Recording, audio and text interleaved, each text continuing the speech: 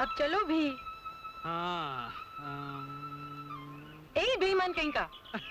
कसम से श्यामा, मैं बेईमानी कभी करता नहीं। तुम तो बड़े गुरु घंटाल हो, लेकिन तुमसे तो हारने में भी मजा आता है और जीतने में भी। क्यों क्यों क्यों क्यों फेंक रही हो? हाँ, तुमसे ज्यादा रोनी लड़की तो भगवान अब पैदा भी नहीं कर सकते। साचाई क्या बात है उस्ताद, खुद बेईमानी करने लगी। अब तक ईमानदारी से खेल रही थी तो क्या मिला, ठेंगा, और बेईमानी करते ही हाथ पकड़ लिया। तुमसे तो मैं जिंदगी भर बेईमानी ही करती रहूंगी। हाथ छोड़ो ना। अरे हाथ नहीं छोड़ोगी तो चाल कैसे चलूंगा? बहुत चाल चल लिए, चालबाज कहीं के।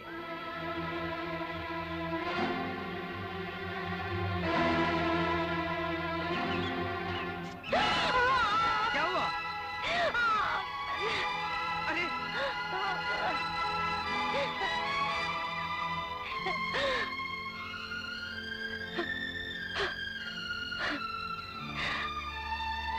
अरे पागल, हर सांप जहरीला थोड़ी होता है। और इस सांप ने तुम्हें काटने से पहले टेलीफोन कर दिया था ना कि वो जहरीला नहीं है। अगर मैं मर जाऊं तो? मजाक मत करो, चलो।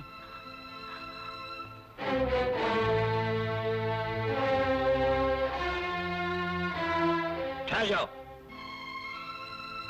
क्या हुआ श्यामा को? मेरी बेटी को इस हालत में कहां से लाए? हाय भगवान, मेरी बच्ची, क्या हुआ मेरी बच्ची को? इसे सांप ने काट लिया है। तुम ही वो सांप हो। संभालो अपनी बेहोश बेटी को। अरे देखते क्या हो, डॉक्टर को बुलाओ। इस मोहन ने नाक में दम कर रखा है, जीना दुश्वार हो गया है। हाँ मालिक, आपको पहले ही मोहन को सबक सिखाना चाहिए था। बड़ा रईस बनता है, क्या ठाठ है उसके।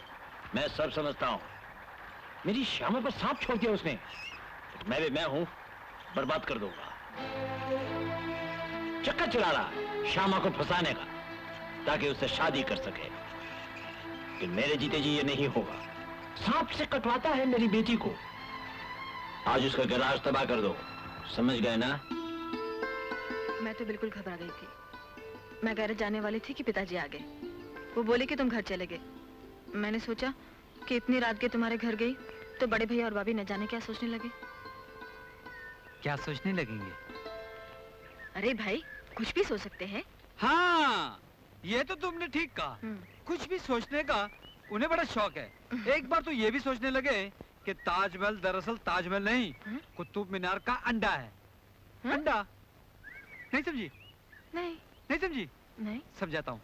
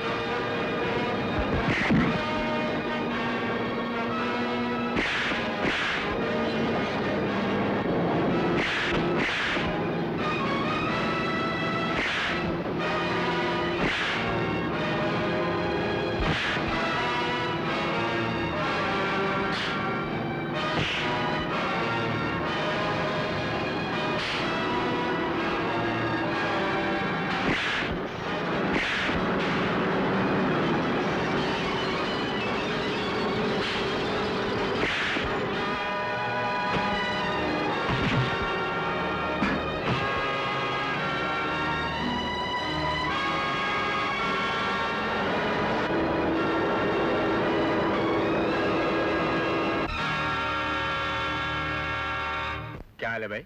मेरा हाल तो अच्छा है, हाल तो भैया का खराब है। रात भर सोए नहीं, यही रट लगाए रहे कि हम ये शहर ही छोड़ देते हैं।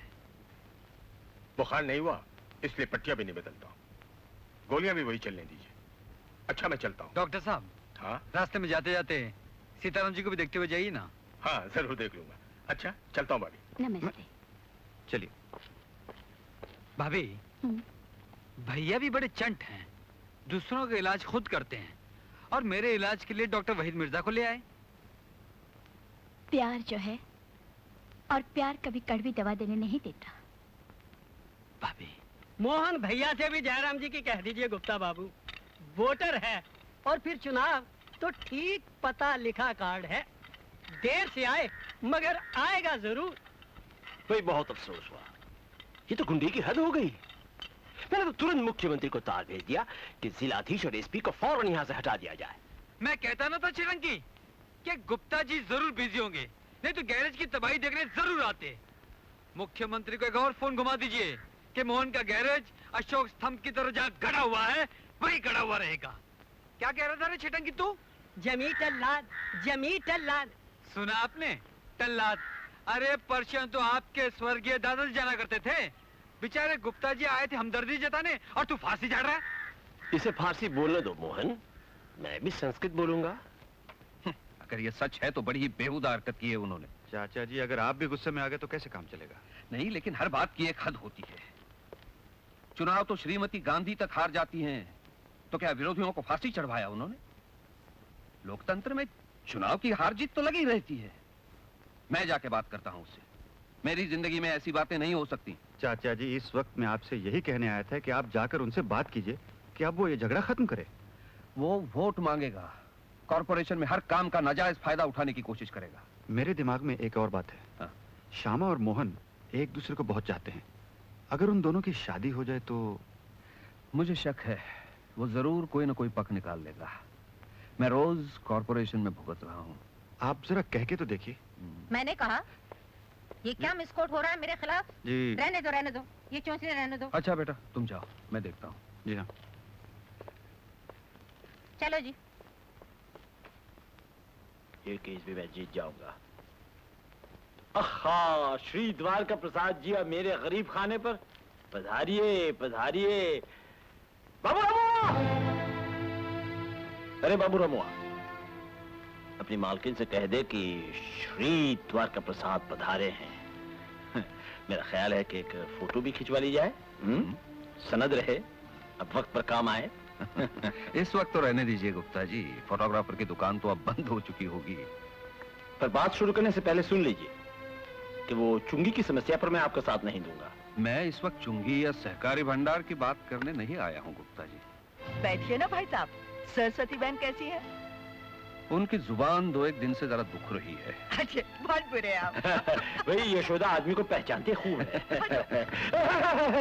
अपनी मुस्कुराहट को पोस्टपोन कीजिए द्वारका प्रसाद जी और मतलब की बात कीजिए। मतलब की मैं यहाँ के श्रीवास्तव को अच्छी तरह जानता हूँ, आप किसी गलत से ही आए होंगे। ये राजनीति बाजार की चीज है गुप्ता जी, उसे घर में क्यों लाते हो? अगले चुनाव में भी मैं आपका विरोध करूंगा, लेकिन इसका मतलब ये नहीं है कि हम किसी मोड़ पर मिल ही ना सके।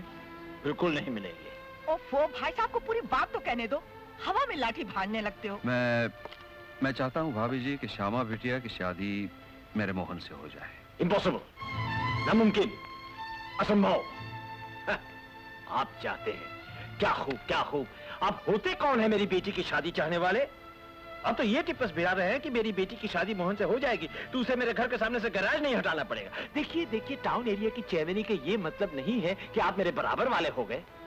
उस लफंगे मोहन से मैं चिलम न भरवाऊं तो। तुम हुक्का पीते कहाँ हो? हुक्का नहीं पीता तो शुरू कर दूंगा। देखिए गुप्ता जी, मैं देख रहा हूँ, आप वो दरवाजा देखिए, वो बाहर जाता है। चले आए पैगाम लेकर। अरे बाबा, मैं कहती हूँ। गुप्ता जी, मेरे ख्याल से आप श्यामा से पूछ लेते तो अच्छा होता। साहब, मैं उसका बाप हूँ, वो मेरी बेटी है। दिल चाहेगा तो मैं पूछूंगा, दिल चाहेगा तो मैं नहीं पूछूंगा। श्यामा कोई चुंगी का रजिस्टर नहीं है कि आप चले आए साइन करने। जाइए जाइए। लगता है आप चुनाव को अपनी बेटी से ज्यादा चाहते हैं। नमस्ते।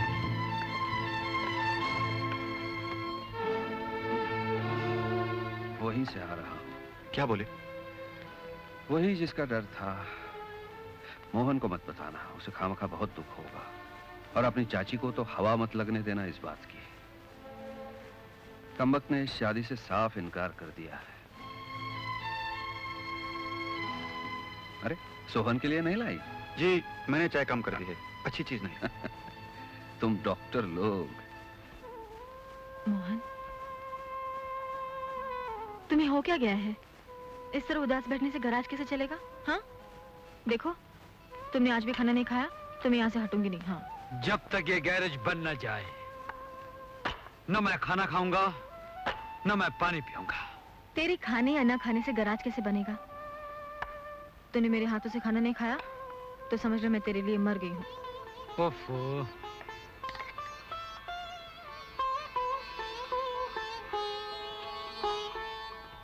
रुपयों का बंदोबस्त हो गया?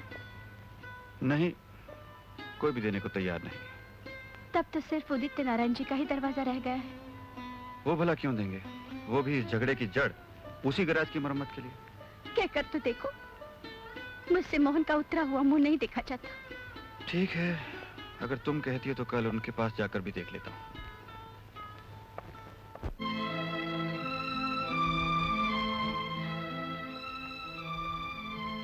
हाँ, सोहनलाल जी। नमस्ते। ठहरो, ऊपर आने की तकलीफ मत करो सोहनलाल। मैं कह चुका हूं कि श्यामा और मोहन की शादी नहीं होगी। जी, मैं वो बात करने नहीं आया। मैं दरअसल अब बोलो। मुझे कुछ पैसों की जरूरत थी। तुम्हें पैसों की जरूरत है? जी हाँ। मगर पैसे तो है नहीं। देखिए, आप मेरा घर गिरवी रख लीजिए। तुम एक काम करो, तुम ये चौवन्नी ले लो। मैं तुमसे इस पर सूद भी नहीं लूंगा। तुम तो महावीर सा, गुरचरण सा सबका दरवाजा झांक कर आ रहे हो, तो तुम्हारे उस फर्नीचर घर पर 65,000 रुपया कौन देगा भला? मैं all India money lenders association की जिला कमेटी का अध्यक्ष हूं। यहाँ अगर किसी चौवन्नी को जुकाम भी हो गया तो मुझे पता चल जाता। क्या समझे?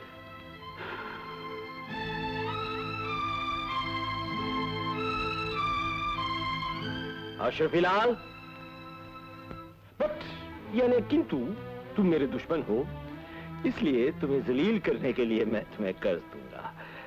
अशरफिलाल जी साहब, आप हैं डॉक्टर सोहनलाल जी। जी। गैराज वाले मोहन का बड़ा भाई। जी साहब। इनका घर गिरवी रख के 65,000 दे दो। जाओ अशरफिलाल के साथ। पर मैं 3 महीने से ज्यादा के लिए नहीं दूंगा। अशरफिलाल, 3 महीने का सूद काट लेना, 3% मंथली, यानी 5,850।